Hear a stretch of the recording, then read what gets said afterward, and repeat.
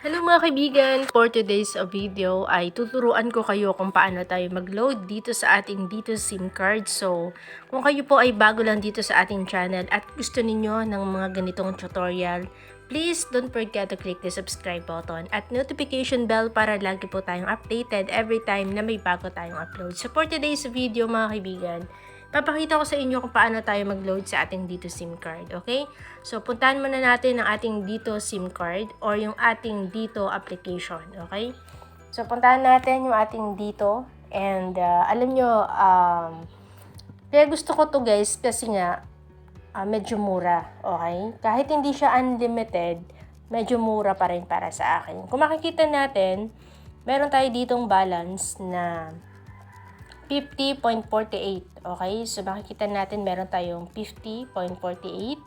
Then, punta tayo dito sa customer promos. Okay? So, click lang natin yan.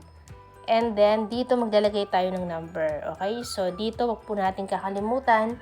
Maglalagay po tayo dito ng ating dito SIM card number. Okay? So, click natin yung number natin.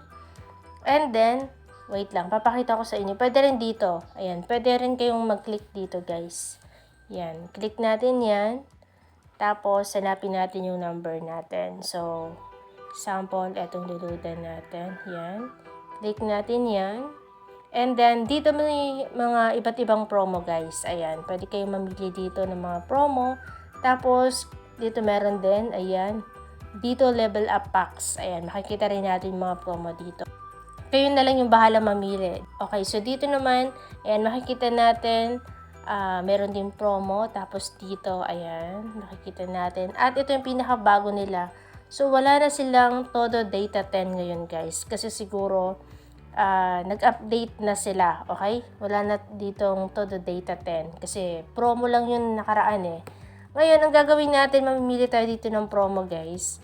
Okay, so, meron tayong 50 pesos dito. So, ang gagawin natin, dito na lang siguro tayo.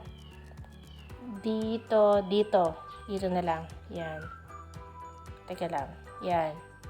Dito, eto na lang yung promo na pipiliin natin. 50 pesos lang ito guys.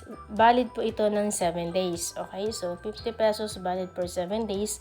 Yung gagawin lang po natin dito, click lang natin itong promo. Ito. Click lang natin yan. Yan. Tapos, i-click naman natin ngayon ito. Pagka-click natin yan, click ho natin yung proceed sa ibaba. Okay? So, yan. Makikita po natin ngayon ito.